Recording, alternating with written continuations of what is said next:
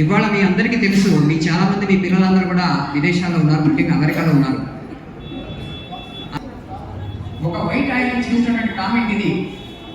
తన పిల్లల్ని అక్కడ స్కూల్లో జాయిన్ చేయడానికి ఆయన ఇష్టపడక చెప్తున్నాడు. పిల్లవాడిని నా స్కూల్లో జాయిన్ అవుతారంటే నువ్వు ఆ స్కూల్లో చదవలేవు, అక్కడ ఇండియన్స్ ఉంటారు, వాళ్ళతో నువ్వు పోటీ పడలేవు, నువ్వు ఆత్మనిర్భరత భావానికి గురవుతావు అన్నాడు. నువ్వు ఆత్మనిర్భరత భావానికి గురవుతావు అక్కడ అని చెప్పి, అంటే ఇవాళ మన దేశం ఏంటో, మన జీన్స్ ఏంటో మనకు తెలియకపోవడం అని జరిగినటువంటి పరిస్థితిని మనకు తెలుసు.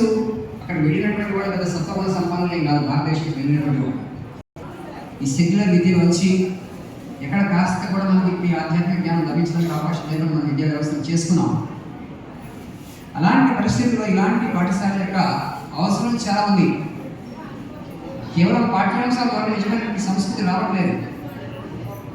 ఎందుకంటే సెక్యులర్ ఎప్పుడైతే ఆ రాజ్యాంగం పెట్టుకున్న తర్వాత దేశానికి చాలా అన్యాయం జరిగింది. ఎంత అన్యాయం జరిగిందో హిందువుకు తెలియదు.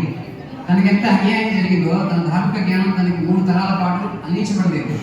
నిజమైనటువంటి విద్యని ధార్మిక విద్యను అందించుకుంటుంటే గొప్ప దేశభక్తులు వివేకానంద స్వామి స్థాయి దేశభక్తి కాకపోయినా ఆయనలో ఉన్న దేశభక్తులు 10% ఉంటే చాలు. గుర్తొస్తున్న వారికి భారతదేశం నుంచి చూస్తే అంటే భయపడేటువంటి పరిస్థితి ఏర్పడింది. అదే విధంగా మనం వేదాంత జ్ఞానం ఇచ్చిన ఉంటే ఈ 3 తరాల వారికి the conquest will have been complete by now అని అందరికీ ఒక ప్రశ్న ఉంది. ఎందుకంటే జియో పొలిటికల్ డెవలప్మెంట్ చూసి మనం మన ఆధ్యాత్మికత ధార్మికత వాడకం ఇచ్చి ప్రపంచం అంతా ఒకే కుటుంబం, మానవాళితో ఒకే కుటుంబం, ఇస్తే కుటుంబం మనం చెప్పగలిగి ఉంటే, మన ధార్మిక జ్ఞానం వాళ్ళకి ఇచ్చి ఉంటుంటే మన ఇవాళ ఏదైతే పరిస్థితి ఉందో, ఏదైతే దేని గురించి ఆందోళన చెందుతున్నామో అనేది కాదు.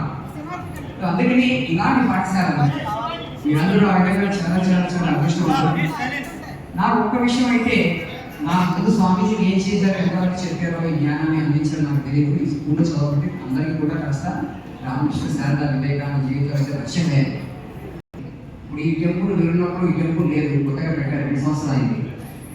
పిల్లలందరికీ ఇప్పుడు మధ్యాహ్నం క్లాస్ పెట్టాం, మెడిటేషన్ అండ్ గాయత్రి మంత్రం చెప్పడం, ఒక మోరల్ స్టోరీ, మన ఇతిహాసాల నుంచి పురాణాల నుంచి ఒక కథ చెప్పడం జరుగుతుంది.